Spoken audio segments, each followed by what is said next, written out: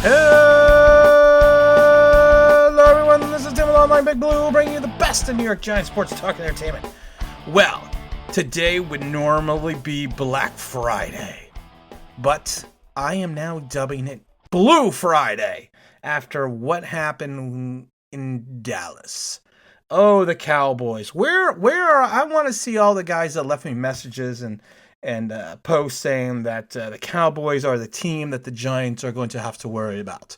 That the Cowboys with Andy Dalton were going to be the ones. And there's a lot of posts I saw that told me that I was crazy to think the Dallas Cowboys were nothing.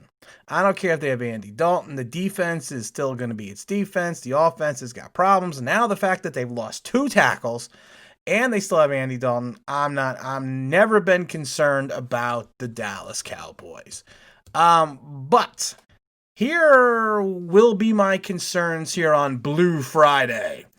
It's that this game right now, after the Washington win, has, in my mind, turned into the ultimate Giant trap game.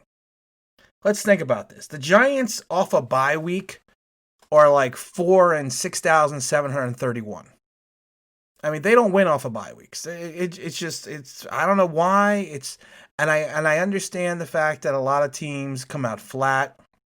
A lot of teams come out, they just don't have that ferocity, maybe from having 2 weeks off. They may come out a little rusty, but we have always had a propensity of coming out and playing flat and playing some really bad games. So, with that history in mind, then we have to also think about the fact that this game now, with the Washington win, even has more importance. It's always been an important game because of the fact that we need this to continue the playoff hope. Without this game, we have no playoff hope if we don't win.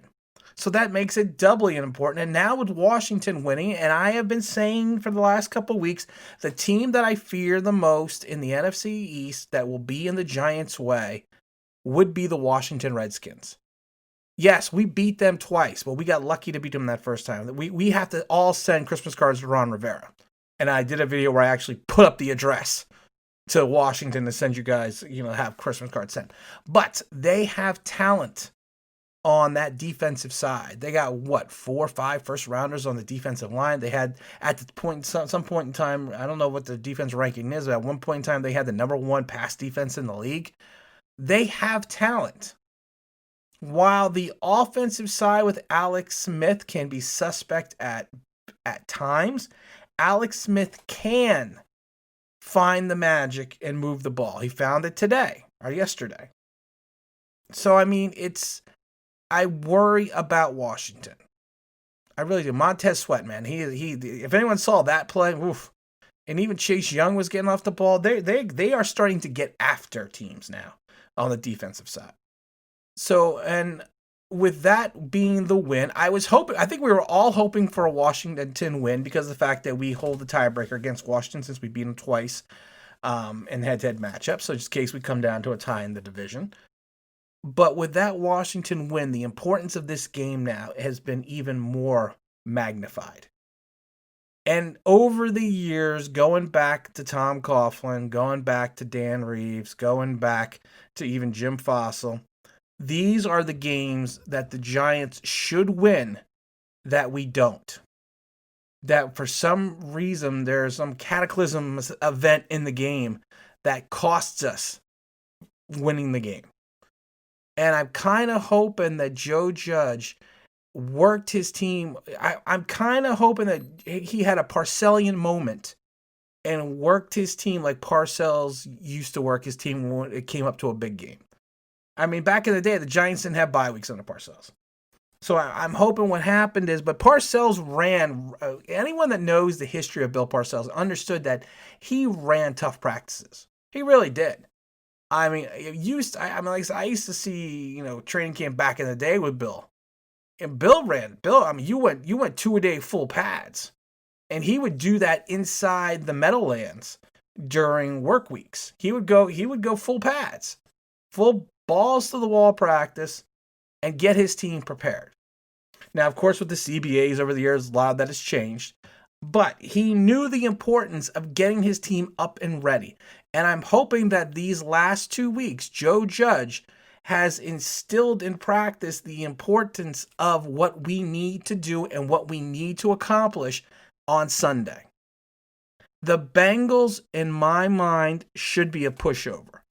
The only problem is, and everyone has said this before, there is no guarantees that any team could beat any team at the NFL. Like they say, it's any given Sunday.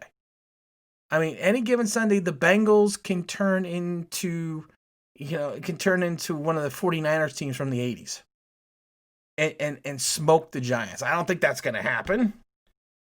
But I'm saying you never know from Sunday to Sunday. The Giants could come out dead flat and really have an issue. But I don't think they will.